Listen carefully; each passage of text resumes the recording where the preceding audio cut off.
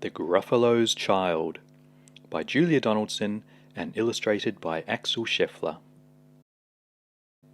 The Gruffalo said that no Gruffalo should ever set foot in the deep dark wood. Why not? Why not? Because if you do, the big bad mouse will be after you. I met him once, said the Gruffalo. I met him a long, long time ago. What does he look like? Tell us, Dad. Is he terribly big and terribly bad? I can't quite remember, the Gruffalo said. Then he thought for a minute and scratched his head. The big bad mouse is terribly strong, and his scaly tail is terribly long. His eyes are like pools of terrible fire, and his terrible whiskers are tougher than wire. One snowy night, when the Gruffalo snored, the Gruffalo's child was feeling bored. The Gruffalo's child was feeling brave, so she tiptoed out of the Gruffalo cave. The snow fell fast and the wind blew wild. Into the wood went the Gruffalo's child. Aha!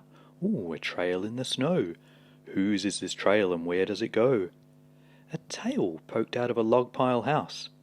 Could this be the tail of the big bad mouse? Out slid the creature. His eyes were small, and he didn't have whiskers. No, none at all. You're not the mouse? Not I, said the snake. He's down by the lake, eating Gruffalo cake. The snow fell fast and the wind blew wild. I'm not scared, said the Gruffalo's child. Aha! Ooh, marks in the snow. Whose are these claw marks? Where do they go? 2 eyes gleamed out of a tree-top house. Could these be the eyes of the big bad mouse? Down flew the creature. His tail was short, and he didn't have whiskers of any sort. You're not the mouse? To-wit-to-woo, not I, but he's somewhere nearby, eating Gruffalo pie. The snow fell fast and the wind blew wild. I'm not scared, said the Gruffalo's child. Aha! Ooh, a track in the snow. Whose is this track and where does it go? Whiskers at last! And an underground house. Could this be the home of the big bad mouse? Out slunk the creature. His eyes weren't fiery, his tail wasn't scaly, his whiskers weren't wiry. You're not the mouse? Oh no, not me. He's under a tree, drinking Gruffalo tea. It's all a trick, said the Gruffalo's child, as she sat on a stump where the snow lay piled. I don't believe in the big bad mouse. But here comes a little one out of his house. Not big, not bad, but a mouse at least. You'll taste good as a midnight feast. Wait, said the mouse, before you eat, there's a friend of mine that you ought to meet.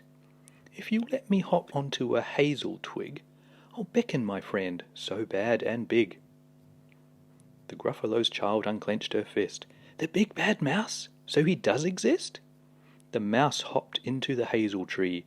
He beckoned, then said, just wait and see. Out came the moon. It was bright and round. A terrible shadow fell onto the ground.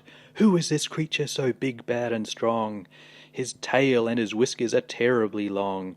His ears are enormous, and over his shoulder he carries a nut as big as a boulder. The big bad mouse! Yelled the Gruffalo's child. The mouse jumped down from the twig and smiled. Aha! Ooh, prints in the snow. Whose are these footprints? Where do they go? The footprints led to the Gruffalo cave, where the Gruffalo's child was a bit less brave.